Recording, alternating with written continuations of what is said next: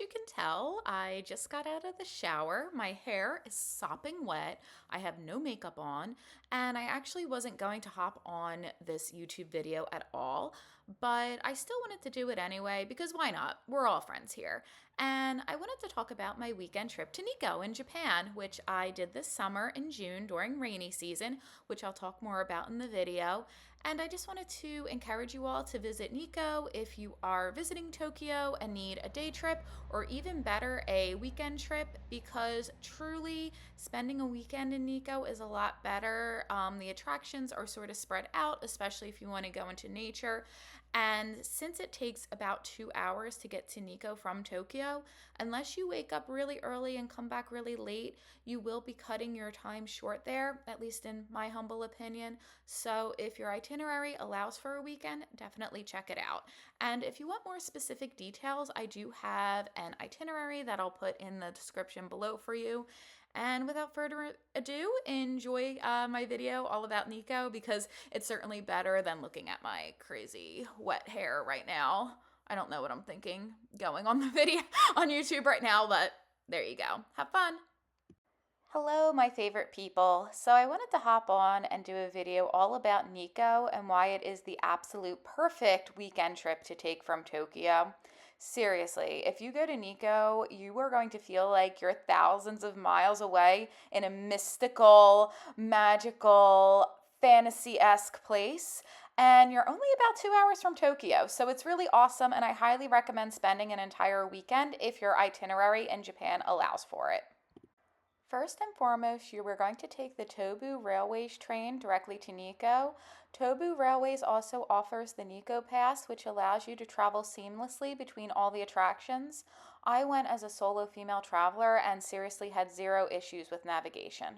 As you can see from my sweaty face here, I went to Nikko in the summer during rainy season, and while I was lucky and the weather held up, I have to say the rain did make the nature a bit more lush and a bit more magical, and there were also fewer crowds for the weekend.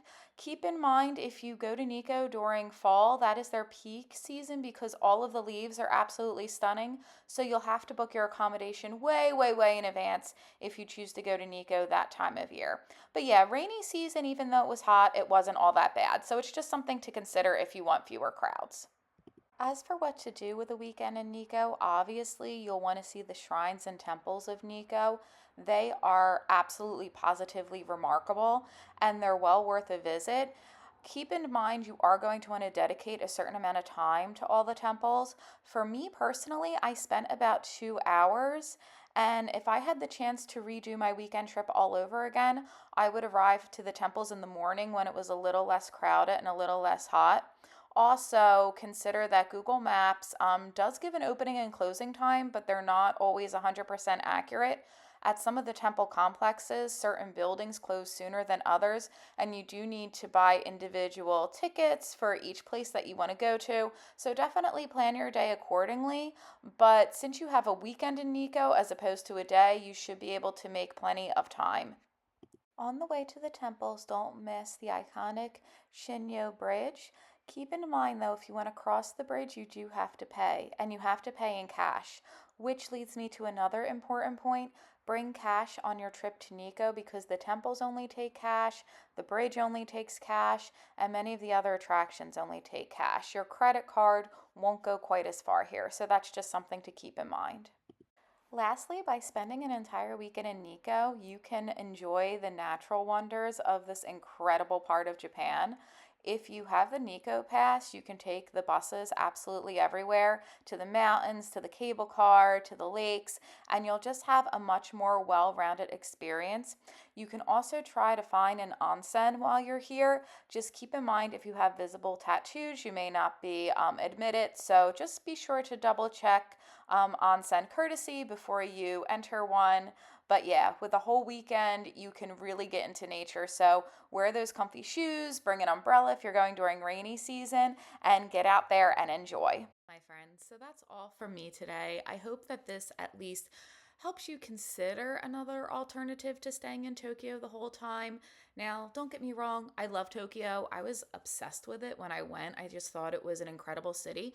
But it is important that when you go to Japan, you do get out and experience the nature too, just because it would be a shame to just have a city experience and not a nature experience. And Nikko, believe me, is well worth the trip out there. I actually wish that I had more than just a weekend to unwind and relax, but we all navigate the constraints that we're given when we travel, unfortunately. Maybe one day we'll all just have unlimited PTO. Am I right?